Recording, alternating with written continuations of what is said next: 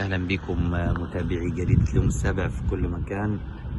معكم أنا عماد عرفة من محافظة البحر الأحمر وتحديدا مدينة الغردقة، ومن أعلى شواطئ مدينة الغردقة نرصد لكم حالة الطقس في محافظة البحر الأحمر. زي ما انتم شايفين طبعا ربما يكون الطقس هناك غيوم بسيطة وقليلة جدا متقطعة على الأنحاء في مدن محافظة البحر الأحمر الشمالية، ولأن هناك طقس جيد جدا في مدن محافظة البحر الأحمر الجنوبية. حالة الأمواج مستقرة نوعا ما في البحر الأحمر، وطبعا موانئ البحر الأحمر ما زالت تعمل بشكل جيد جدا ولا تتأثر بحالة الطقس البحرية أو الطقس المختلفة التي تشهدها مدن محافظات مصر الشمالية. الحقيقة احنا دلوقتي بنكلمكم من على قرب شاطئ عام رقم 4، وزي ما انتم شايفين المنظر ربما بعض الغيوم، يعني الغيوم الظاهرة أمامكم الآن تشكل لوحة فنية جميلة جدا مع مياه البحر الأحمر وشواطئ البحر الأحمر والإنشاءات السياحية.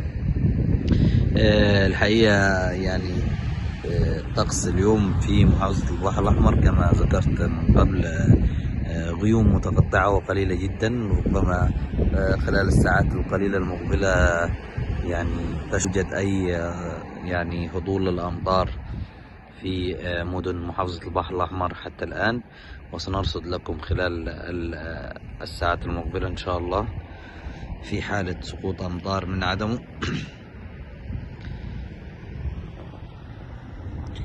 وأكد أن الموانئ البحرية حتى الآن موانئ الغردقة وميناء سفاجة البحري يعملون بشكل جيد جدا، ولم تصدر أي بيانات بإغلاقهم.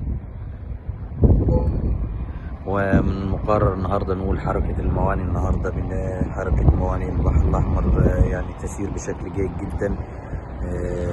يعني هيئة موانئ البحر الأحمر أكدت على استقبال العدد من المراكب واللانشات والسفن من الدول المختلفة.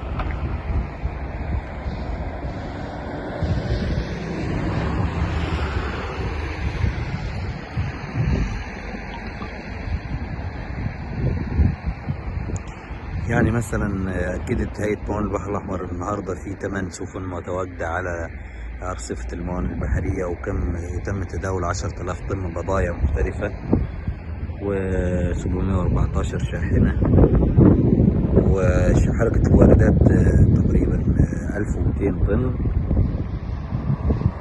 و363 شاحنة، فيما شملت حركة الصادرات 8800 طن بضائع و351 شاحنة. الحقيقة النهاردة ميناء سفاجة البحري بيستعد لاستقبال 4 سفن، منها نما اكسبريس وأمل وبوسايدن اكسبريس والحرية، وكلهم قادمين من الموانئ السعودية من ضبا السعودي.